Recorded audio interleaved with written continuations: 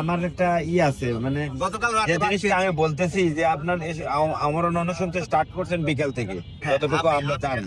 আমি গতকাল রাতে ভাত খেয়েছি আমার পরিবারের সাথে। সকালবেলা আমি নিবন্ধনের কাজে খোঁজখবর নেওয়ার জন্যই বের হয়েছি। তারপরে কোথাও এখানে অফিসে ছিলেন আপনি আপনি ঘোরাঘুরি করেছি।